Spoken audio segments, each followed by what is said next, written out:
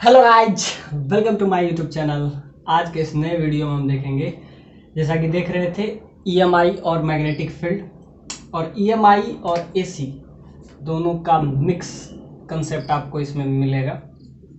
तो जैसा कि हम इस सीरीज में हम कंटिन्यू कर रहे हैं। इलेक्ट्रोस्टैट, कैपेसिटर, पूरा मैग्नेटिज्म, पूरा एसी और पूरा ईएमआई, यानी कि 12th के मेजर पार्ट। और आईआईटी में जो भी क्वेश्चन प्रीवियस ईयर में पूछे गए हैं, सारा का एक एक प्रॉब्लम, मतलब एक एक इंडिविजुअल प्रॉब्लम का सॉल्यूशन हम इसमें इस सीरीज में हम डाल रहे हैं। तो आज के इस लेक्चर में हम फिर शुरू करेंगे ईएमआई का कुछ बेसिक सा प्रॉब्लम। प्रीवियस लेक्चर में कुछ उसका कंसेप्चुअल प्रॉब्लम हम किए थे, जो कि बहुत बहुत मतलब क्या समझे कि पूरा समझिए कि ईएमआई ही उसमें हम डिस्कशन कर चुके थे। तो आइए, ये प्रॉब्लम आपको बहुत इजी लगेगा क्योंकि बहुत सारे प्रॉब्लम हम पहले कर चुके हैं। तो आइए हम देखते हैं ईएमआई का कुछ और प्रॉब्लम। तो इस बेसिक सा क्वेश्चन है, बहुत बेसिक क्वेश्चन है, क्योंकि पिछला जो हम किए थे उसमें हम पूरा ईएमआई का कंसेप्ट आपको हम क्लियर कर दिए थे और उस टाइप का क्वेश्चन भी था। और जेई पहले जो क्वेश्चन पूछती थी वो थोड़े से मतलब सब्जेक्टिव टाइप ज़्यादा पूछती थी। अब थोड़े से उस क्वेश्चन का पैटर्न बस चेंज कर दिया गया है, बट क्वेश्चन मोर और लेस कंसेप्ट वही होता है। तो मुझे बस इस सारे प्रॉब्लम से कंसेप्ट सिखाना है। तो आइए हम इस प्रॉब्लम में देखते हैं कि इस प्रॉब्लम में कौन सा कंसेप्ट, बेसिक सा कंसेप्ट यूज किया गया है। और भी कुछ प्रॉब्लम 2-4 बचे हैं, उसको हम खत्म कर देंगे, जिससे आपका ईएमआई और एसी का कंसेप्चुअल पॉइंट ऑफ व्यू से आप स्ट्रॉन्ग रहिए। और बाकी अगर इस टाइप का क्वेश्चन अगर आप सॉल्व कर लेते हैं, इस टाइप का जितना हम करवाए हैं इस सीरीज में, तो होपफुली आपको एक भी प्रॉब्लम आगे, मतलब एक भी प्रॉब्लम नहीं, मतलब ऐसा लगेगा कि इसमें कुछ नया कंसेप्ट हमको सीखने को मिल रहा है, क्योंकि सारा क्वेश्चन रिपीट ही कर रहा है, कंसेप्ट वही, कंसेप्ट सेम है, रिपीट कर रहा है। तो आइए हम इस क्वेश्चन, बहुत बेसिक सा क्वेश्चन है और सबसे इंपॉर्टेंट चीज़ है, कैपेसिटर का भी किए हैं, इलेक्ट्रोस्टैट का भी हम बहुत सारा प्रॉब्लम हम शुरुआती स्टेज में उसी से शुरू किए थे कि 12th का सबसे पहला पार्ट आपका है इलेक्ट्रोस्टैट। तो इलेक्ट्रोस्टैट का भी बहुत सारा प्रॉब्लम हम देखे थे और पूरा कैपेसिटर भी हम देखे हैं। कैपेसिटर का भी हम प्रीवियस ईयर का सारा क्वेश्चन हम कर दिए हैं। और एक बचा है करंट इलेक्ट्रिसिटी, वो बहुत इजी चैप्टर होता है, तो उसको हम लास्ट में कर लेंगे। तो ये पूरा 12th का जो पार्ट है, एक एक करके हम इसका मतलब जितना भी कंसेप्ट है, इससे आपको बहुत सारा कंसेप्ट आपको सीखने को मिलेगा। और कंसेप्चुअली आप अगर फिट हो गए तो प्रॉब्लम कुछ भी रहे आपसे सॉल्व हो ही जाएगा। तो हम ये देख रहे हैं कि जेई में जितना कंसेप्ट हुआ है अभी तक 12th पॉइंट ऑफ व्यू से हम देख रहे हैं। बाकी हम फिर इसके बाद सीरीज जो आएगा वो 11th पॉइंट ऑफ व्यू से इम्पोर्टेंट रहेगा, उसमें हम देखेंगे। और उधर बचेगा हीट, थर्मो, ये 2 चैप्टर अभी हम नहीं देखे हैं, तो इसको हम लास्ट में करेंगे। और इसके पहले हम एच सी वर्मा का सारा सॉल्यूशन रिलीज कर चुके हैं, तो वो भी आप देख लीजिए, क्योंकि एच सी वर्मा का भी जो प्रॉब्लम है बहुत कंसेप्चुअल प्रॉब्लम है, उसका भी हम देखे थे, ईएमआई, एसी। तो उसमें भी बहुत सारे रे ऑप्टिक्स, वेव ऑप्टिक्स, उसमें भी हम देख लिए थे। और एसएचएम, पूरा रोटेशन, और उसमें एक चैप्टर बचा था, तो उसको हम आगे कंटिन्यू करेंगे। तो आइए, एक बेसिक सा प्रॉब्लम है, तो ये प्रॉब्लम आपके लिए नॉट ए बिग डील। तो ये एलआर सर्किट का प्रॉब्लम है, बहुत सिंपल है। अब ध्यान से देखिए, एलआर सर्किट में हम क्या बताए थे। तो एलआर सर्किट का बहुत बेसिक सा प्रॉब्लम है, an inductor of inductance that is L, और इसका इंडक्टेंस आपको दे दिया हुआ है 400 मिली हेनरी, 400 मिली हेनरी, और रेजिस्टेंस का वैल्यू आपको दे दिया हुआ है 2 ओम। अब ध्यान से देखिए, R1 का वैल्यू आपको दे दिया हुआ है 2 ओम। अब R2 का वैल्यू भी 2 ओम दे दिया हुआ है, यानी दोनों का रेजिस्टेंस आपको क्या दे दिया है, सेम दिया हुआ है। Are connected to battery of EMF that is 12 volt. A switch को हम क्या कर देंगे, क्लोज्ड कर देंगे एट t इक्वल टू 0 पे।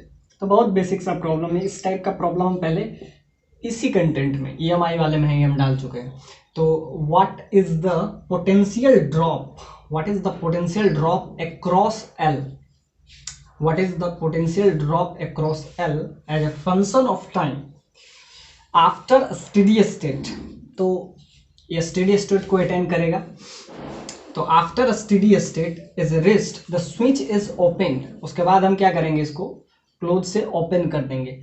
तो उसके बाद आप बताइए what is the direction and magnitude of current through R1 as a function of time. अब वो क्या होना चाहिए, टाइम का फंक्शन होना चाहिए। तो ये जो प्रॉब्लम है ये JEE 2001 में पूछा गया है, बहुत बेसिक सा प्रॉब्लम है। आप क्या करेंगे, ये प्रॉब्लम पूरा का पूरा LR सर्किट का है, LR सर्किट का। और LR सर्किट पे हम बहुत सारा प्रॉब्लम किए हैं, LR पे, LCR पे, सारे पे हम प्रॉब्लम किए हैं। तो ये प्रॉब्लम बहुत ईजी है, क्योंकि ये क्या होगा, इनिशियली जब हम स्विच को क्लोज करेंगे, आपको यही कह रहा है कि t=0 पे इस स्विच को क्लोज करेंगे। तो जब हम इस स्विच को हम क्लोज करेंगे तो इसमें क्या हो जाएगा, करंट यहाँ से I करंट जाएगा। अब कुछ करंट इधर जाएगा, तो इधर अगर हम I1 ले लें तो इधर कितना बचेगा, I माइनस I1। तो क्या हो जाएगा, पहले ये जो इंडक्टर है चार्ज होगा, फिर चार्जिंग डिस्चार्जिंग चलेगा, और इसमें क्या होगा, इसके वजह से करंट का जो फ्लो होगा ये इसके वजह से पोटेंशियल कितना आ जाएगा, -L/di/dt। तो इसके वजह से एक इंड्यूस्ड EMF क्रिएट होता है जब भी हम यूज करते हैं EMI में। तो इसमें क्या आ जाता है, -L/di/dt, मतलब rate of change of current के रेट से, और उसके L से मल्टीप्लाई, L क्या है, इंडक्टेंस, इसको आप सेल्फ इंडक्टेंस भी समझ सकते हैं। तो इसकी वजह से एक इंड्यूस्ड इलेक्ट्रिक फील्ड, आप ऐसा समझ सकते हैं, इसके वजह से इंड्यूस्ड EMF जनरेट होता है। उसका वैल्यू क्या होता है, -L/di/dt। अब आपसे ये नहीं पूछा है कि इंड्यूस्ड EMF बताइए, आपसे कह रहा है कि जब ये स्टेडी स्टेट को अटेंड करेगा तब हम इस स्विच को क्या कर लेंगे, ओपन कर, मतलब यहाँ से कनेक्शन हम तोड़ देंगे। तो ध्यान से देखिए, तब तक यहाँ एक इंड्यूस्ड EMF तो आ जाएगा ना, उसके बाद हम क्या कर लेंगे, इस सर्किट से हम कनेक्शन लूज कर लेंगे। यानी कि क्या रहा है कि स्विच S को क्या कर लेंगे, ओपन कर लेंगे, यानी क्लोज से ओपन कर लेंगे। तब तक तो यहाँ क्या आ जाएगा, इंड्यूस्ड EMF क्रिएट हो जाएगा। उसके बाद बताइए, उसके बाद यानी कि जब हम कनेक्शन रिलीज कर दिए, यानी जब कनेक्शन हम ऑफ कर दिए, उसके बाद बताइए डायरेक्शन और मैग्नीट्यूड। मतलब कनेक्शन लूज करने के बाद आप डायरेक्शन भी बताइए और उसका मैग्नीट्यूड भी बताइए करंट का, जो कि R1 में मतलब इसमें आएगा। अब ध्यान से, तो होता क्या है, जब करंट चेंज करता है, यही rate of change of current. तो जब करंट चेंज होता है तो करंट से एसोसिएटेड होता है मैग्नेटिक फील्ड, तो मैग्नेटिक फील्ड चेंज करता है। तो ये सारा हम कंसेप्ट बताए थे कि करंट चेंज करेगा किसी भी सर्किट में, यानी चेंज का मतलब या तो घटेगा या तो बढ़ेगा, उसी का रेट होता है। तो यहाँ से करंट चेंज करता है तो उसके वजह से क्या हो जाता है, मैग्नेटिक फील्ड चेंज कर जाता है। इसके वजह से मैग्नेटिक फील्ड चेंज करता है, और मैग्नेटिक फील्ड चेंज करने से मैग्नेटिक फ्लक्स चेंज करता है, और मैग्नेटिक फ्लक्स के चेंज करने से एक नया टाइप का इंड्यूस्ड EMF क्रिएट होता है। इंड्यूस्ड EMF क्रिएट होता है, यानी एक नए टाइप का EMF जनरेट होता है। तो ये पूरा एक फ्लो है, करंट चेंज करेंगे तो उसी से एसोसिएटेड होता है मैग्नेटिक फील्ड, वो चेंज होता है। मैग्नेटिक फील्ड को चेंज करेंगे तो मैग्नेटिक फ्लक्स चेंज करेगा, और मैग्नेटिक फ्लक्स को जब चेंज करते हैं तब उसमें इंड्यूस्ड EMF जनरेट होता है। बस ये क्वेश्चन बहुत बेसिक है कि पहले हम स्विच को क्या करेंगे, क्लोज करेंगे, तो ये चार्ज हो जाएगा, और चार्ज हो जाएगा तो यहाँ से एक इंड्यूस्ड EMF आएगा।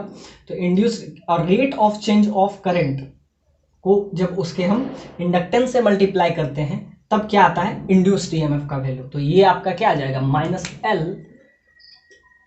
-L/di/dt, इसका वैल्यू आपका ये आ जाएगा। अब यहाँ से हम देखेंगे, इसमें करंट ऑफ करने पे करंट का वैल्यू कितना बच जाता है। तो ये हम बताए थे LR circuit, this is question, this is based on LR circuit. LR circuit में हम ये देखे थे टाइम कांस्टेंट, कि टाइम कांस्टेंट क्या हो जाता है इसमें, tau, that is time constant. इसमें हो जाता है L/R।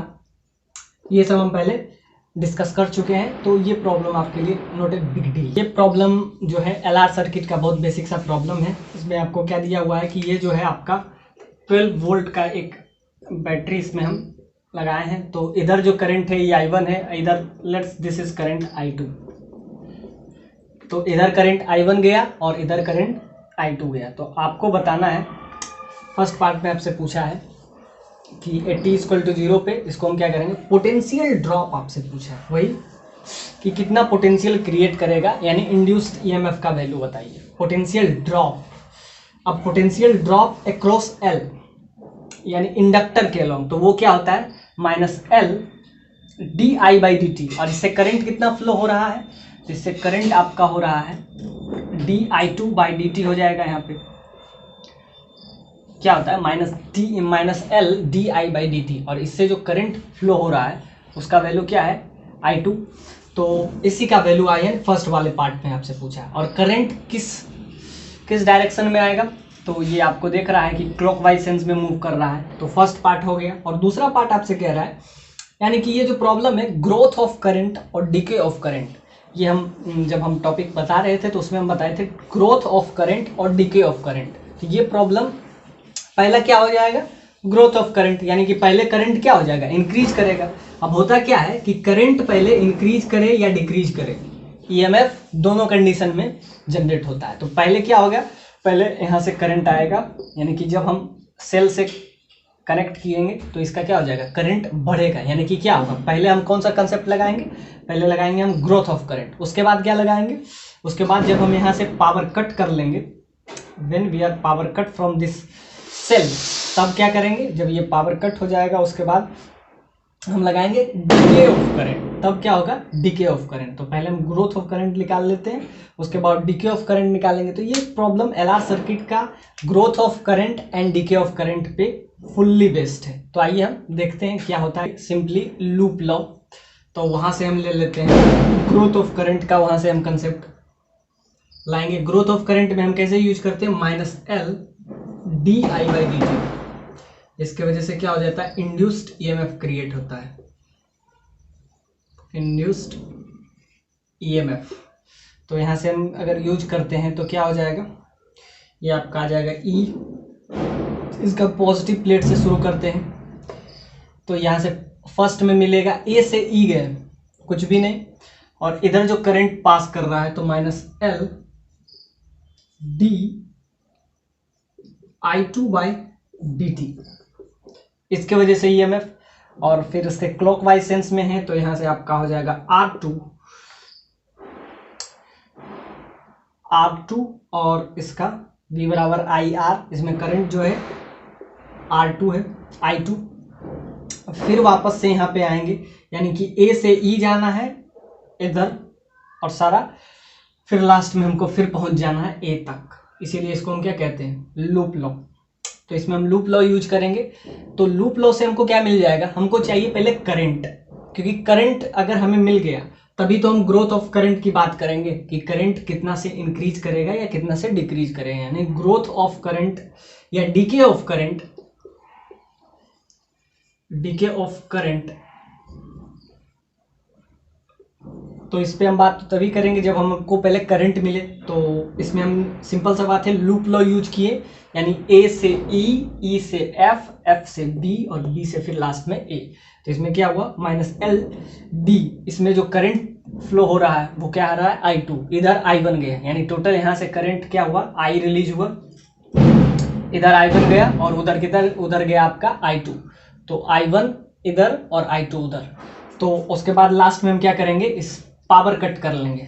तो पावर कट की वजह से क्या हो जाएगा, इधर से हम कट कर लेंगे तो ये सिर्फ सर्किट का हिस्सा बचेगा, इधर सर्किट से हम क्या कर देंगे इस सेल को रिलीज करेंगे। तो ये हमारा सेकेंड पार्ट है। तब हम बात करेंगे डीके ऑफ करंट का। तो पहले ग्रोथ ऑफ करंट की बात कर लेते हैं। तो यहाँ मिला minus L D I by D T, और करंट के डायरेक्शन में जा रहे हैं तो प्लस आई टू और आर टू, आर का वैल्यू भी आपको पता है, दोनों का वैल्यू आपको 2 ओम दिया हुआ है। और उसके बाद वापस से जब हमें ऐसा मिले तो इसके क्या निगेटिव टर्मिनल से मिले, तो निगेटिव टर्मिनल यानी 12 volt that is equal to 0, यानी कि algebraic sum of a entire loop that is 0। यही आपका लूप लॉ कहता है कि algebraic sum of a potential या ईएमएफ, कुछ भी बोलिए इसे, कि algebraic sum of entire potential in loop becomes 0, that is loop law। इसको लूप लॉ बोलिए, किरचॉफ लॉ बोलिए, कुछ भी। इसमें हम करते क्या है, सारा का हम पहले क्या निकालते हैं, सारा का हम निकालते हैं ईएमएफ, और सारा का ईएमएफ टोटल जिस पॉइंट से अगर हम गए ए से ई, ई से एफ, F से B और B से वापस से A जाने पे entire algebraic sum of potential becomes zero, that is loop law. इसमें हम लूप लॉ यूज किए, तो लूप लॉ की वजह से हम इस इक्वेशन पे आए। तो यहाँ से हमारा क्या आ जाएगा, I2 का वैल्यू आपका आ जाएगा, तो ये आपका आ गया E। तो इसको हम कुछ देर के लिए E ही ले लेते हैं, लास्ट में हम E बराबर हम क्या लिख देंगे, 12 वोल्ट। तो हम पहले बात कर रहे हैं ग्रोथ ऑफ करंट की, तो यहाँ से आपका क्या आ जाएगा, -L/di/dt। तो ये आपका चला जाएगा, तो ये आपका E होगा। तो यहाँ से आपका इक्वेशन आ जाएगा -L/di/2। इसमें जो करंट फ्लो हो रहा है इस सर्किट में वो I2 है, क्योंकि I1 नीचे गया, ये आपका I1 है और उधर क्या है आपका I2। So this is like that, plus R2 into R2 का वैल्यू आपको क्या है 2 ओम दिया हुआ है, दैट इज E। तो ये आपका आ गया इक्वेशन फर्स्ट, वैल्यू आपका आ गया। और इसमें सबसे इंपॉर्टेंट चीज है -L/di/dt। तो शुरुआत में आपका क्या हो जाएगा, निगेटिव साइन नहीं होगा, मतलब इसमें ग्रोथ ऑफ करंट है, तो एक निगेटिव साइन हम क्या दे देंगे, अपने तरफ से भी हम देंगे, तो जिसके वजह से क्या हो जाएगा, निगेटिव निगेटिव क्या हो जाएगा, पॉजिटिव हो जाएगा। तो एक तो -L/di/dt, इसका मतलब ये है, मतलब जब करंट का रेट -L/di/dt, अगर ये रेट कम हो रहा है तो क्या है, एक निगेटिव साइन हम दे देते हैं, जिसके वजह से ये क्या हो जाए, ईएमएफ तो कभी निगेटिव और पॉजिटिव नहीं होता है, क्योंकि जब भी हम बात करते हैं इंड्यूस्ड ईएमएफ की, इसमें करंट का चेंज होगा, तो करंट से एसोसिएटेड होता है मैग्नेटिक फील्ड, तो मैग्नेटिक फील्ड चेंज होता है, मैग्नेटिक फील्ड से एसोसिएटेड होता है मैग्नेटिक फ्लक्स, तो फ्लक्स चेंज होता है, और उसके वजह से क्या होता है, इंड्यूस्ड ईएमएफ आता है। तो निगेटिव साइन ये कह रहा है कि अगर di/dt निगेटिव हो, यानी कि di/dt अगर निगेटिव हो, तो एक निगेटिव साइन हम क्या दे रहे हैं, यानी कि रेट अगर कम हो रहा है, तो ये समझिए कि this is basically Lenz law. Lenz law क्या करता है कि अपोजिट डायरेक्शन में, यानी कि कुछ भी हो रहा है, यानी अगर घट रहा है तो उसको बढ़ाता है, और बढ़ रहा हो तो उसे घटाता है। ये आपका निगेटिव साइन ये कह रहा है कि जब करंट बढ़ रहा है तो घटाएंगे, और जब घट रहा है तो बढ़ाएंगे, यानी this is basically based on the conservation of energy. तो ये निगेटिव साइन ये कह रहा है कि अगर ये घट रहा है तो एक निगेटिव साइन बाहर लगा हुआ है, निगेटिव निगेटिव पॉजिटिव कर देगा। अब वैसे भी ईएमएफ कभी निगेटिव तो होगा नहीं, ईएमएफ तो पॉजिटिव ही होगा। जैसे 12 वोल्ट, तो क्या हो जाएगा, ये 0 है तो इसके रिस्पेक्ट में ये 12 वोल्ट। जब भी हम देखते हैं तो पोटेंशियल डिफरेंस,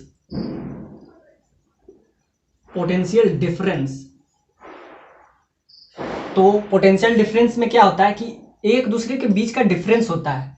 तो अगर ये 0 है तो ये 12 वोल्ट है। इसके मतलब ये है कि अगर ये 0 है, इसमें कुछ भी जो होता है एक्यूरेट या इसमें कुछ भी एब्सोल्यूट नहीं है, पोटेंशियल डिफरेंस, इसीलिए हम इसको लिखते हैं पीडी। और आपसे पूछा है पोटेंशियल ड्रॉप बताइए कि इसके बीच में पोटेंशियल ड्रॉप क्या होगा। तो नेगेटिव साइन ये कह रहा है कि अगर di/dt घट रहा हो तो क्या हो जाएगा, di/dt रेट क्या हो जाएगा, घटेगा, तो निगेटिव, और एक निगेटिव साइन हम बाहर देते हैं तो निगेटिव निगेटिव पॉजिटिव। और अगर बढ़ रहा हो तो कोई दिक्कत नहीं है, तो आप ये निगेटिव साइन बाहर से भी आप लगा सकते हैं। तो ये जो है एक आप बाहर से लगा लीजिए, तो ये आपका क्या हो जाएगा, पॉजिटिव हो जाएगा। बाकी आपका ये कंसेप्ट तो क्लियर हो ही गया होगा। तो ये आपका माइनस साइन वाला कंसेप्ट, जो कि हम जब थ्योरी पार्ट पढ़ाते हैं तो भी उसमें बहुत कंफ्यूजन होता है कि निगेटिव साइन क्या। निगेटिव साइन ये कह रहा है कि अगर ये घट रहा है तो माइनस साइन है, जो कि क्या होना चाहिए, ईएमएफ तो पॉजिटिव ही होना चाहिए। तो ईएमएफ जो है पॉजिटिव बनाने के लिए एक निगेटिव साइन हम बाहर से यूज करते हैं। बाकी आपका ये आगे, तो यहाँ से हम यूज करेंगे तो आपका क्या आ जाएगा, एल ईएमएफ का वैल्यू आपको दे दिया हुआ है, तो यहाँ से आपका आ जाएगा -di/2/dt that is equal to E - R2 × I2। तो यहाँ से अगर हम देखें तो यहाँ से आपका आ जाएगा I2 का वैल्यू, अगर हम यहाँ से निकाल लें I2 का वैल्यू, तो यहाँ से आपका आ जाएगा, ये आपका समझिए कि इक्वेशन फर्स्ट है। ग्रोथ ऑफ करंट की बात कर रहे थे, तो ग्रोथ ऑफ करंट में हम बताए थे कि करंट किस रेट से बढ़ता है और डिके ऑफ करंट पे किस रेट से घटता है। तो ये जो है एक्सपोनेंशियल फंक्शन होता है। तो यहाँ से आपका क्लियरली दिखेगा कि ये जो वैल्यू आएगा I2 का current that is equal to E/R2 1 minus E का पावर T/τ। अब टॉ क्या है और टी क्या है, तो इसको हम देखें। ये तो आपका इक्वेशन आ गया। यहाँ से हम क्या यूज किए थे, लूप लॉ, जिसके हेल्प से हम यहाँ तक पहुँचे। अब जब हम बात करते हैं कि ग्रोथ ऑफ करंट, तो ग्रोथ ऑफ करंट के लिए इक्वेशन हमेशा हम यूज करते हैं E/R 1 के पावर माइनस ई की पावर T/τ। ये आपका हो जाता है ग्रोथ ऑफ करंट। तो ग्रोथ ऑफ करंट इस केस में क्या हो जाएगा, I2 क्या है, ग्रोथ ऑफ करंट, तो उसका वैल्यू क्या हो जाता है। तो ये बढ़ता है तो किस रेट से बढ़ता है, एक्सपोनेंशियली बढ़ता है। तो ये आपका एक्सपोनेंशियल फंक्शन है। और जैसा कि LR सर्किट के लिए टॉ का वैल्यू, यानी कि टॉ दैट इज टाइम कांस्टेंट, तो टाइम कांस्टेंट का वैल्यू आपका क्या हो जाता है, L/R। तो टाइम कांस्टेंट, तो ये ग्रोथ ऑफ करंट के लिए आप हमेशा इस फॉर्मूला का यूज करें कि ये बढ़ता है, किस रेट से बढ़ता है, एक्सपोनेंशियली। और जब हम डिके ऑफ करंट की बात करेंगे तब भी हम यही फॉर्मूला यूज करेंगे। और वहाँ पे क्या, वो भी अगर बढ़ता है एक्सपोनेंशियली तो घटता भी है एक्सपोनेंशियली। तो क्या होता है, तो इसका हम ग्राफ भी बताए थे कि किस रेट से बढ़ता है, एक्सपोनेंशियली है तो किस रेट से बढ़ेगा। तो ध्यान से देखिए, इसका ग्रोथ ऑफ करंट में हम बताए थे इस रेट से बढ़ता है। एक पॉइंट पे आते हुए ये क्या हो जाता है, एक्स एक्सिस के पैरेलल, यानी कि ऑलमोस्ट इन्फिनिटी। ध्यान से देखिए, ये आपका करंट है, यानी ये इधर टाइम है और इधर क्या है, करंट। तो ये इंक्रीज किस रेट से करता है, तो एक्सपोनेंशियली ये करता है। तो ये एक एक्सपोनेंशियल फंक्शन है और उसका वैल्यू क्या होता है, current that is equal to E/R 1 into E power minus T/τ। और यहाँ पे टॉ का वैल्यू क्या हो जाता है, टॉ यानी time constant. When we are talking about the LR circuit, so tau is L/R। तो बस यहाँ पे वैल्यू रख देना है। ये आपका आ जाता है इक्वेशन फर्स्ट। कहाँ से लाए हम, ये हम लूप लॉ से लाए। अब इक्वेशन सेकंड, जब हम बात कर रहे हैं कि ग्रोथ ऑफ करंट, तो ग्रोथ ऑफ करंट के लिए हम ये फंडा हम यूज करेंगे। तो ये इक्वेशन फर्स्ट है। अब इसको इसके हेल्प से, ग्रोथ ऑफ करंट के हेल्प से हम क्या यूज करेंगे, यहाँ से आपका करंट यहाँ से आ जाएगा, I2 का वैल्यू क्या हो जाएगा, E/R2 1 के पावर माइनस E/T/τ। तो यहाँ पे क्या हो जाएगा, L/R, तो यहाँ पे हो जाएगा T इंटू R/L। तो ये आपका आ गया। तो यहाँ पे ये आपका आ गया current that is equal to this. अब यहाँ से हम वैल्यू किसका यहाँ से इम्पोज कर देंगे, I2 का वैल्यू यहाँ पे हम क्या फंक्शन होता है, exponentially. So this is growth of current, growth of current in inductor या LR सर्किट। यहाँ पे इंडक्टर है तो हम यूज करेंगे इंडक्टर। लेकिन आपसे पूछा है कि आप बताइए potential drop, find the value of potential drop. तो पोटेंशियल के लिए हम क्या यूज करते हैं, -LdI2/IT। ये आपका आ गया, ये आपका आता है, यही आपका आता है इंड्यूस्ड EMF। और यही आपसे पूछा है कि आप बताइए कि इस इंडक्टर के बीच में इंड्यूस्ड EMF का वैल्यू क्या होगा, यानी कि पोटेंशियल ड्रॉप का वैल्यू क्या होगा। तो पोटेंशियल ड्रॉप यहाँ से आपका क्या आ जाएगा, -LI2/dt। तो ये आपका आ जाएगा। तो I2 का वैल्यू हम निकाल लिए और इसको हम डिफ्रेंशिएट करेंगे विथ रिस्पेक्ट टू टाइम। अब इसके टाइम के रिस्पेक्ट में हम इसको डिफ्रेंशिएट करते हैं तो अब हमारा क्या आ जाएगा, पोटेंशियल ड्रॉप। तो हम लिखते हैं potential drop across the inductor. तो इसके अलोंग हम अगर हम पोटेंशियल निकालें तो पोटेंशियल का वैल्यू क्या हो जाएगा, -LdI/dt। और I2 का वैल्यू क्या आपका आ गया, E/R 1 के power minus E/T into R/L। और R का वैल्यू यहाँ पे R2 है। अब इसको डिफ्रेंशिएट करना है, यानी D with respect to time. अब इसको टाइम के रिस्पेक्ट में हम क्या करेंगे, डिफ्रेंशिएट कर लेंगे तो ये आपका आ जाएगा पोटेंशियल ड्रॉप इस इंडक्टर के अलॉन्ग, यानी फर्स्ट पार्ट क्वेश्चन आपसे ये पूछा है कि इसको आप क्या करें, पोटेंशियल ड्रॉप निकालें और इस इंडक्टर के अलॉन्ग। तो सिंपल सा बात है, ये आपका है कंसेप्ट हम यूज किए किसका, ग्रोथ ऑफ करंट का, वहां से हम इसको सिंप्लीफाई कर लेंगे। तो ये आप सिंप्लीफाई कर लीजिए, तो ये आपका आ जाएगा फर्स्ट पार्ट तो बहुत इजीली सॉल्व हो गया, दैट इज -L।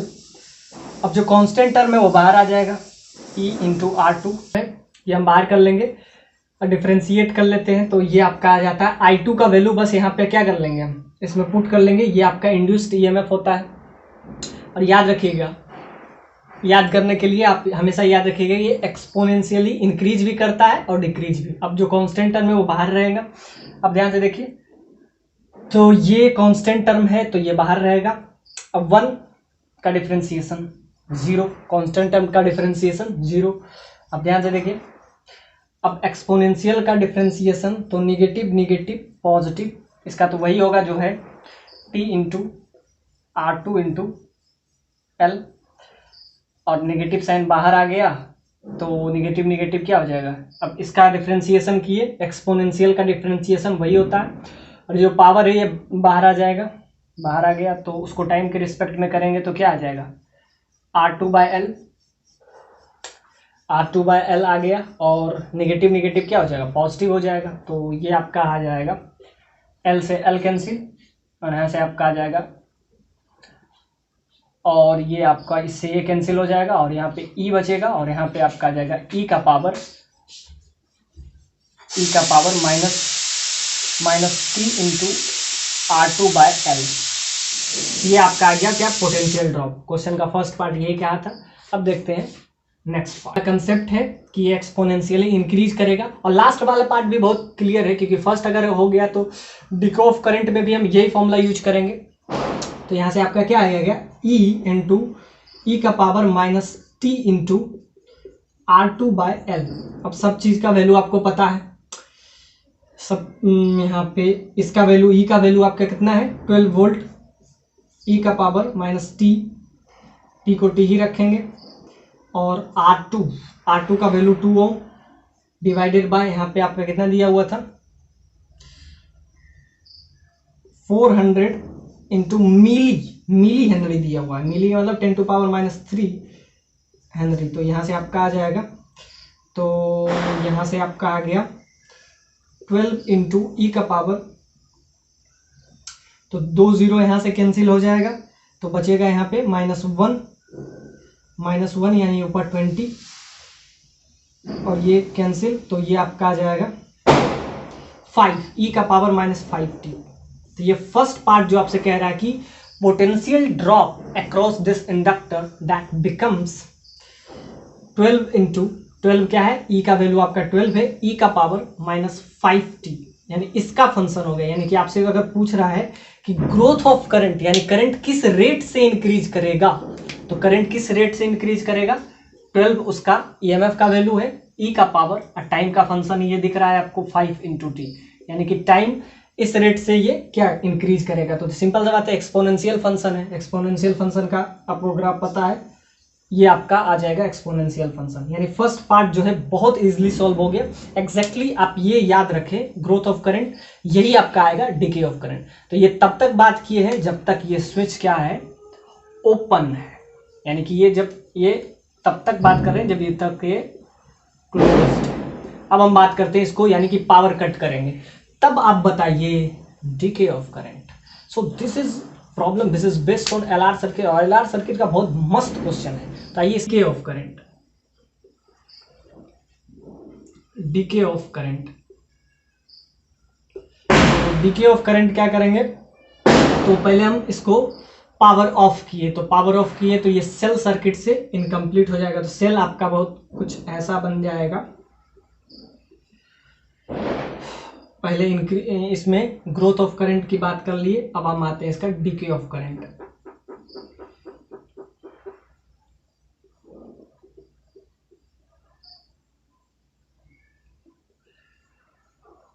तो सपोज दैट इसमें जो करंट मूव कर रहा है वो I मूव कर रहा है। अब तो I1 I2 का इसमें कोई खेल नहीं है, ये आपका है -L/di/dt। इस बार हम क्या कर रहे हैं, डीके ऑफ करंट यानी कि di/dt इस बार क्या होगा, नेगेटिव होगा। तो ध्यान ध्यान से देखिए, एक नेगेटिव साइन हम बाहर से भी देंगे ताकि क्या हो, ओवरऑल पॉजिटिव रहे। अब ध्यान से देखिए, इसमें करंट जो फ्लो हो रहा है ये आपका क्लॉकवाइज सेंस में मूव कर रहा है। आपको इस बार बताना है कि इस बार कितना करंट होगा। तो हर बार की तरह हम वही यूज करते हैं कि फॉर्मूला। तो इसमें करंट क्या हो जाएगा, तो इसमें फिर हम लूप लॉ यूज करेंगे, ए बी सी डी, तो by using loop law, A B C D और फिर वापस से A. So this is loop law. जब हम इसमें ये यूज करेंगे तो क्या आ जाएगा आपका, इसका भी रेजिस्टेंस 2 ओम, इसका भी रेजिस्टेंस 2 ओम, इसमें भी करंट आई तो इसमें तो दोनों क्या है, आपस में सीरीज में है, यानी कि 2 ओम इंटू इसमें भी आपका क्या है, करंट सेम ही है। यानी कि अगर इसमें आप लिखें I1 R1 इंटू आई, R2 इंटू आई, और इसका आपका हो जाएगा -L। और इस बार ये नेगेटिव है तो एक नेगेटिव साइन हमको बाहर से भी लगाना पड़ेगा। तो ध्यान से देखिए, एक नेगेटिव साइन किसके वजह से, क्योंकि ये डीके ऑफ करंट है, करंट इस बार घटेगा, तो एक नेगेटिव साइन हम बाहर से लगा रहे हैं और एक नेगेटिव साइन जो कि इसमें पहले से ही है। तो क्या हो जाएगा, ये आपका आ जाएगा। तो एक बार आप सर्कुलेट कीजिए, एक नेगेटिव साइन इसमें पहले से है और एक नेगेटिव साइन किस वजह से, तो एक नेगेटिव साइन क्योंकि ये डीके ऑफ करंट है, यानी इसमें करंट क्या है, डिक्रीज करेगा। तो एक नेगेटिव साइन, तो नेगेटिव नेगेटिव क्या हो जाएगा, पॉजिटिव हो जाएगा। तो यहाँ से आपका क्या हो जाएगा, R1 plus R2 into I, that is equal to negative sign L/di/dt। आप जैसे भी इसको समझे, वहां से नेगेटिव साइन से समझ लें या यहाँ से कि इसमें टोटल करंट क्या है, दोनों में तो सेमी करंट मूव करेगा। तो 2 ओम रेजिस्टेंस इसमें भी है, 2 ओम रेजिस्टेंस ये भी है। तो आपका आ जाएगा R1 plus R2 into current that is I, that is equal to -dL/dt। आप ऐसे भी, आप डायरेक्टली भी आप ऐसे कर सकते हैं कि इसमें जो करंट है वो किसके वजह से आएगा, तो इसके वजह से क्या आएगा, इंड्यूस्ड ईएमएफ के वजह से। आप ध्यान से देखिए, ये बढ़ा था, किस रेट से बढ़ा था, हम अभी देखे थे, ये इस रेट से बढ़ा था। तो अब ये घटेगा भी तो उसी रेट से, तब तक तो इसमें कुछ ना कुछ इंड्यूस्ड ईएमएफ होगा। और वही आपसे पूछा है कि डीके ऑफ करंट बताइए इसमें। तो हम क्या यूज किए, इसमें समथिंग करंट आई फ्लो हो रहा है। सपोज दैट करंट जो इसमें फ्लो हो रहा है वो आई करंट फ्लो हो रहा है, और ये आपका क्या है, -L/di/dt। इसके वजह से इंड्यूस्ड ईएमएफ का वैल्यू क्या है, -L। आपको पता है कि अभी हम डीके ऑफ करंट की बात किए थे, तो उसमें हम बताए थे करंट, ग्रोथ ऑफ करंट में, तो उसमें हम क्या यूज किए थे, E/R 1 के पावर -E/t/τ। तो ये हम क्या किए थे, जब हम ग्रोथ ऑफ करंट की बात करते हैं तो मैक्सिमम करंट, तो आज जब हम डीके ऑफ करंट की बात करते हैं तो उसमें क्या होता है, I0 e का पावर -t/τ। तो ये आपका है growth of current, growth of current, ये आपका हो जाता है DK of current, DK of current. बस आपको हर चीज इसमें पता है। I0 का वैल्यू हम यहाँ से निकाल लेंगे। तो I0 का वैल्यू, मैक्सिमम करंट इसमें कितना फ्लो होगा, तो आपको पता है कि टोटल, अगर मैक्सिमम करंट, ये I0 क्या है, ये आपका है पीक करंट, पीक करंट यानी मैक्सिमम करंट उस सर्किट में कितना हो सकता है। और ये आपको टी और टॉ का वैल्यू तो यहाँ से आपको पता ही है, बस वैल्यू लिख लीजिए, आपका आंसर यहाँ से डायरेक्ट आ जाएगा। ये सब आपको करने की जरूरत भी नहीं है। तो जब आपका एलआर सर्किट का कंसेप्ट क्लियर हो तो ये सब करने की जरूरत नहीं है। एक तो लूप लॉ आप लगाइए, फिर इंटीग्रेट कीजिए। एक बार हम पिछला बार देख क्या किए थे, अब यहाँ से आप कैसे निकालेंगे, तो एक तो लूप लॉ से यहाँ तक हम पहुंचे, और अगर हमको चाहिए तो क्या करना पड़ेगा, तो डी आई इधर से करंट, तो di/i इधर हो जाएगा, इसको ऐसा इंटीग्रेट कीजिए, और यहाँ पे आपका क्या हो जाएगा, di/, ये इधर डिवाइड में आ जाएगा, और इधर dt बचेगा, dt को 0 से t, और रही बात ये, तो ये आपका हो जाएगा R1 प्लस R2।